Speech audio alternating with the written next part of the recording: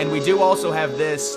This is total AI. You can tell. I don't know what this generator is saying. There's a 92% chance this is AI. So this is what not the Harris campaign tweeted, but I think a few of their followers to try and make it seem like it's huge. So these, you look at like 200. Actually, these all might be fake.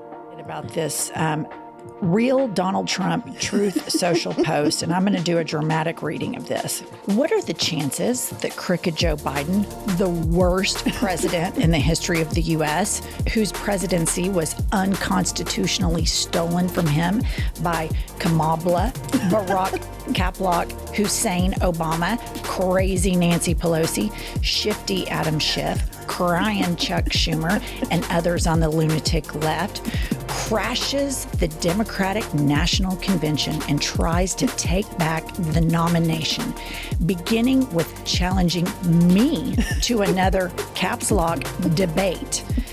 He feels that he made a historically tragic mistake by handing over the U.S. presidency, a coup, to the people in the world he hates most, and he wants it back now. An alarmingly and dangerous percentage of people that are deeply radicalized that actually read that, Pumps, and they're like, fuck yeah. He nailed it. And that's terrifying.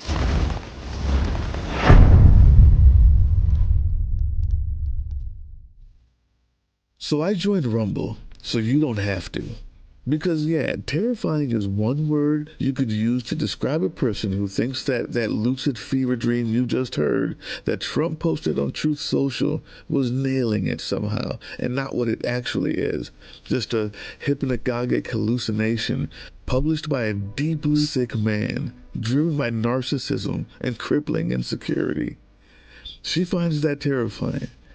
But I joined Rumble because I find that confusing. I've been confused for damn near 8 years now, wondering how anybody who is a sentient cognitive adult could possibly listen to the ramblings of this madman with the maturity of a 5-year-old and the vocabulary of a 3-year-old. They listened to that guy and said, yes, yes, give him the nuclear codes. That's who I'm voting for. He's speaking to me. So I joined Rumble to find out what kind of person would do such a thing. And what you've been looking at is pretty much the same thing I saw the minute I entered the site. And let's just say, I am no longer confused. The right wing has created an alternate reality hellscape specifically designed to turn normal human beings into racist, brain-dead, paranoid, parasitic, knuckle-dragging morons who are real-life parodies of cartoon villains written to see themselves as the hero in their noble pursuit of destruction for destruction's sake, but still sprout wings, a halo, and a harp when they inevitably die at the end of every episode and float off into the light behind the clouds. You know, maybe that wasn't such a hot idea after all. Good night, folks. And tomorrow, they will take another form. Whatever the creator draws for them next, whatever their next story is. They don't even know there was an episode yesterday. Yeah, so let's talk about how right-wing media radicalizes its own followers on purpose. As a matter of fact, let's talk about how the purpose of right-wing media is radicalization and nothing else. But there's never been a ticket like this. This is a ticket that would want this country to go communist immediately, if not sooner. We want no security. We want no anything. He's very heavy into transgender. Anything transgender he thinks is great. Okay, this is all they have. That's it. Is buzzword bullshit. The entire MAGA movement is buzzword bullshit. He didn't propose one single policy. And that checks out. You see, before there was Rumble, there was Rupert. In 1996, Rupert Murdoch hired Roger Ailes to help him create America's first buzzword propaganda factory, designed specifically to cater to a single political party, and called it Fox News. Before Fox News, there was no such thing as right-wing media or left-wing media on television, at least, since television's invention. There was the news. That's it. And because of a long tradition of the news media being held as the fourth estate and the only profession mentioned in the Constitution, the government provided free airwaves and infrastructure in return for this objectivity and fairness. Now, we all know that everything I just said has caveats and nuance, and absolutely not. We're talking about human beings. But if you don't believe that the only reason for Fox News being made is because right-wingers felt that all news needed to be a bludgeoning tool, I give you Roger Ailes. In 1970, political consultant Roger Ailes and other Nixon aides came up with a plan to create a new TV network that would circumvent existing media and provide pro-administration coverage. You can't make this stuff up, guys. To millions of people. People are lazy, is the quote. The aides explained in a memo. With television, you just sit, watch, and listen. The thinking is done for you. Nixon embraced the idea, saying that he and his supporters needed, quote-unquote, our own news from a network that would lead a brutal, vicious attack on the opposition. That Roger Ailes. Also, it's not a guess. It's Rupert Murdoch's mission statement for his company. He wanted to make a media station that serves conservatives. Because the world is turning too fast for the old farts and people were getting too progressive, hair was getting too much color, and rap music is on the rise, normal people that were learning to change and move with the times were getting news by normal people who were talking about the changing and moving times. And Rupert Murdoch said, we need radical people who don't ever hear normal people and only watch us so they can stay in the 1950s where I was comfortable. The idea was to keep people so scared of the change going on around them that they would have no choice but to keep watching. And once you have them there, well, you could just tell them who to vote for. There's a reason why the first time that happened on television media was the first time somebody said, I want a right-wing media station. It's pretty simple.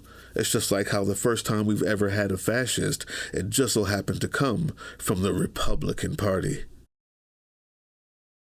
Then I like this part where he has this fantasy where Joe Biden is going to parachute into the DNC and have a hostile takeover and demand on stage that he debate Trump again.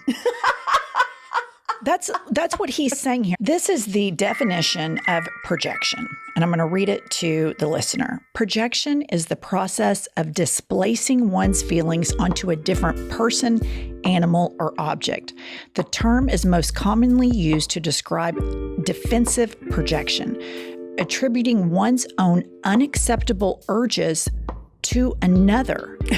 So what he wants, yes, is for Joe Biden to come in on a parachute and, do this crazy Hulk Hogan, rip his shirt off. And that brings us to the third phase of this radicalization. The projection that she's talking about, defensive projection, is one kind. That's the kind that Trump does, where he projects everything he wants to do that's bad onto everyone else. But the type of projection necessary to keep someone radicalized and like somebody like Trump, even though they claim to be Christian or good or decent or regular human or smart, any of these things is the type of projection that's more positive.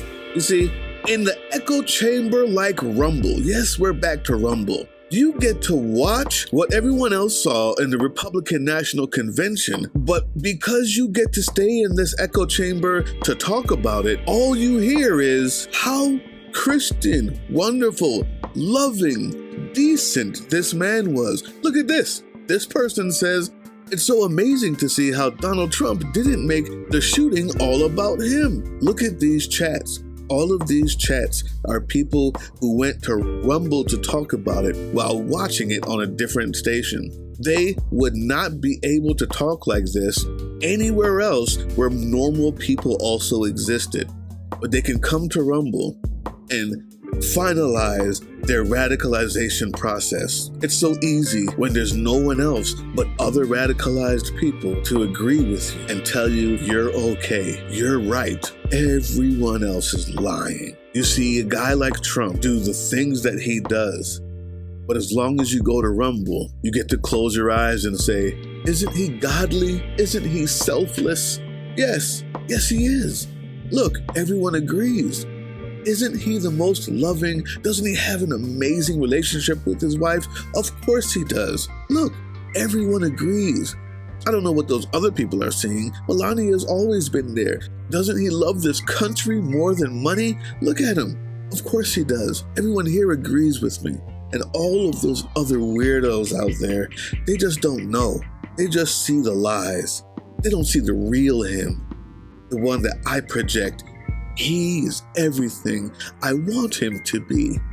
And that makes me happy and safe. And I never have to question anything ever again.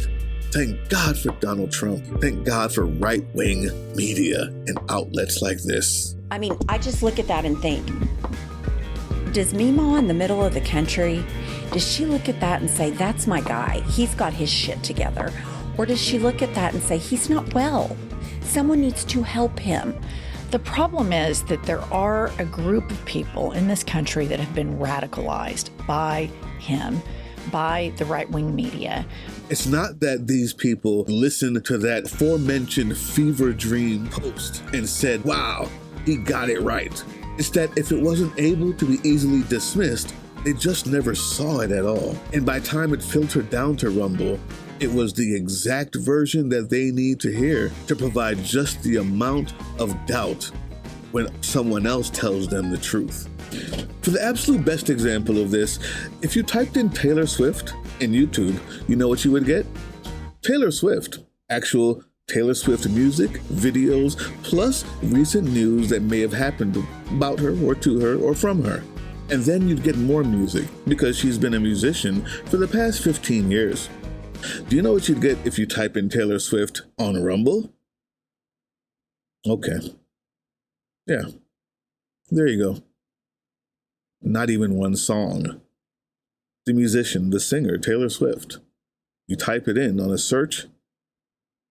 Don't expect to hear any music. Why would you? It's of the devil. It's demonic. That music is not fit to listen to, so we won't show it to you.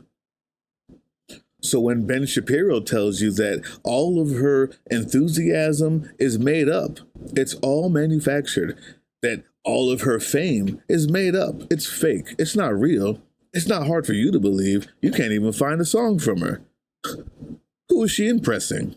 Everyone's lying, but my little radicalized bubble that gets reinforced every time I turn on any right-wing program, log on to any right-wing site, and speak to any right-wing chat group. And I never even have to open my eyes or put my head above the water to see the change happening around me. I'm not the radical one. All those other people are. See, here's the proof. That's how it happens. That's what's happening. How to change it? That's a tougher question.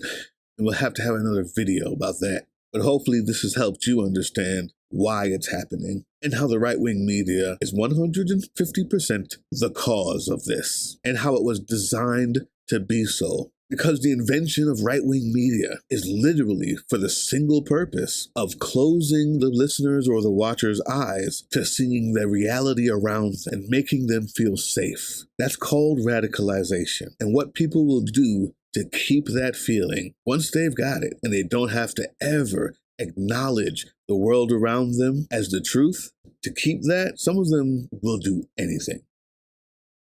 Just my thoughts. I'll see you on the next one.